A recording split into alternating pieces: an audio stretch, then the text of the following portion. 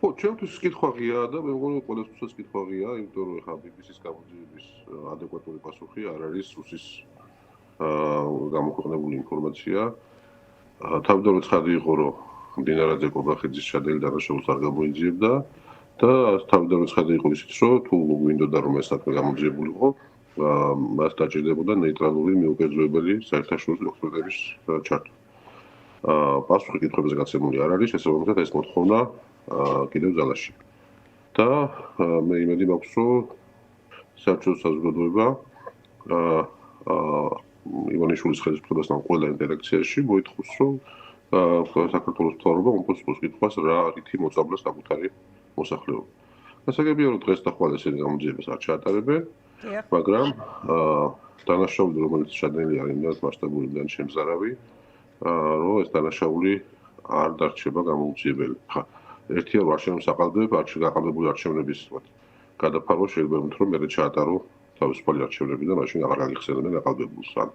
თუმცა პოლიტიკურები მithავს მე პოლიტიკურებს უშვებ და ამით აგვარებ პრობლემას, მაგრამ ქიმიური აირების გამოყენების პრობლემას მე რეგვარებს ვერასოდეს ვერავინ. და აქაც დაწმუნებული ვარ, რომ ადრე თუ გვიან თავრობა ვერ გაუძლებს წნეხს ვერც შიგნიდან და ვერც გარედან და მოუწევს დაფახდეს უფასოვან საერთაშორისო გამოძიებას. კი ბატონ შოთა, აი როგორც ყოფილი ხელისუფლების ძალოვანი უწყების წარმომადგენელი, რა სიტყოდით იმ აქცენტებზე, რომელიც კეთდება ხელისუფლების მხრიდან, სწორედ ყოფილ ხელისუფლებაზე, მათ შორის შინაგან საქმეთა მინისტრზე და აი ამ უწყებაზე გუშინაც სუსში ბრიფინგზე გვითხრეს, რომ ის ნივთიერება, რომელიც ჩვენ გამოვიყენეთო, ნაციონალურმა მოძრაობამ შეიძინაო მოკლედ 2007 და 2009 წელში. აი ამ კუთხით როცა კითხვა დაისვა, სწორედ არადამაჯერებელმა და არათანმიმდევრულმა პასუხმა კიდევ უფრო გაამყარა ეჭვები, ხო? იმიტომ რომ დღეს აუდნენ, რომ არაფერი უკანო არ გამოგვიყენებია, მე აუდნენ, რომ ნაციონალური მოძრაობის შედეგს იყო შეძენილი და უკანონო იყო და მათი პასუხისმგებლობის საკითხი უნდა დღეს, ეხლა აუდნენ, რომ კი მათ დროს იყო შეძენილი, მაგრამ არაფერი უკანონო არ იყო და თუ არაფერი უკანონო არ იყო, მაშინ რატო უნდა დადგეს მათი პასუხისმგებლობის საკითხი, ხო? თუ მათ ლოგიკას გავყვებით. ან დაში დაჭირდა 5 დღე. ეხლა მე არანაირი კომპეტენცია ქიმიაში არ ვარ, რომ ამ დეტალებში შევიდე, მაგრამ დაწუნებული ვარ, რომ შეიძლება კომპეტენტური ხალხი გასცემს პასუხს. ეხლა ეს ამბავი, რომ აი ვთქვათ, შინძახთა კობახიძე, რომ მერაბეშვილს და უთიაშვილს პასუხისმგებლობის საკითხი უნდა დადგეს, და დღეს მითხრეს, რომ მათ შეძენილი კი არის, მაგრამ სრულიად ლეგალური ნივთიერებები აქვს. რანაირად.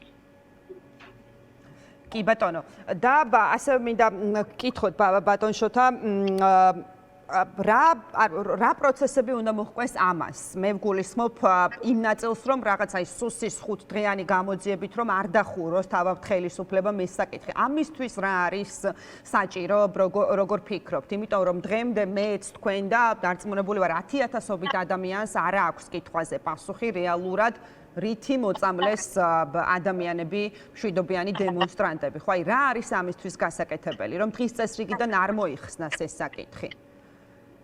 ეროვნული საზოგადოების ზეწოლა და თუ იქნება რამოდენიმე ინფორმაცია, ამიტომ უკეთეს. დარწმუნებული ვარ, შემიძლია უფრო კვალიფიციური და კომპეტენტური ხალხი გასცემს პასუხს ამ მთავრობის მიერ შემოთავაზებულ ვერსიას. პრესი შიგნიდან და პრესი გარედან. სხვა არაფერი, თუმცა მთავრობის ერთი სული აქვს, როგორ სხვა თემაზე გადავიდეთ, ვინდა პარაკოტრას, სასწავლო ფორმებზე. ან ნებისმიერ სხვა თემაზე, ოღონდ ამაზე არა, იმიტომ რომ ეს ყველაზე საშიში თემა. აი ხო ვნახეთ ეს 5 დღიანი პანიკა ხო, ერთ დღეს ერთ საუნდა, მეორე დღეს მეორე საუნდა, ვერ ჩამოყალიბდნენ რა უნდა ეთქვათ და ეხლა რაღაც მოიფიქრეს, რაც მათი აზრით არის ვთქვი, რეალობასთან ახლოს, მაგრამ ეხლა მე სამწუხაროდ არანაირი კომპეტენცია არ მოხდა გითხარით, რომ ამას პასუხი გავცე, მაგრამ გამოსდება ხალხი იმედია, ვინც აგიხსნის, რატო არ შეიძლება ყოფილიყო ეს ნივთიერება ის რაც წარმოგვიდგება. კი ბატონო, ეს არის თქვენი მთავარი კითხვა, როგორც მოქალაქის ამ შემთხვევაში, რომელიც დაგიტოვათ თუნდაც. მეც ვიყავი ჩემი თოლის იყო ჩემი შვილების იყო და მაინტერესებს ვიტყვი მოგწამდეს. მე პირადად მაინტერესებს. და ამ კითხვის დასმაზე არასოდეს არ ვიტყვი უარს, მაგრამ სანამ სრულფასოვან პასუხს არ მივიღებ. კი ბატონო, და რამდენად ფიქრობთ, რომ მნიშვნელოვანია მათ შორის საერთაშორისო გამოძიების დაწყება აი ამ კუთხით, მინიმუმ ზეწოლა მაინც ხელისუფლებაზე. ეს ძალიან მნიშვნელოვანია ხა, იმიტომ რომ საერთაშორისო გამოძიება შეიძლება ჩატარდეს მხოლოდ საერთაშორისო საზოგადოების მოთხოვნით, ხო ჩვენ ასე უნდა ვითხოვოთ. ხო, ამიტომ დიახ, ამიტომ არ არის საკმარისი, მაგრამ აი ჩვენ ნახეთ ევროკავშირის განცხადებები, მე მგონი სხვა საერთაშორისო ორგანიზაციების დააყენებენ საკითხს და თან ახლა ესე არ არის რა, ამ გამოძიებას მარტივად ვერ აუგლი გვერდს, იმიტომ რომ საქმე ეხება საერთაშორისო მოხდებას, ურანცირებად ქიმიური აირების გამოყენებას, ასევე ეს კითხვები დარჩება და დარწმუნებული ვარ, რომ უფრო ხმამაღლა დაისმება, რაც არ უნდა ჩადოს მთავრობა, რომ ეს თემა დახუკლად გამოაცხადოს. კი ბატონო. მადლობა, ძალიან დიდი მადლობა ბატონ შოთა უტიაშვილი საუბრობდა დღის ამბების პირდაპირ ეთერში.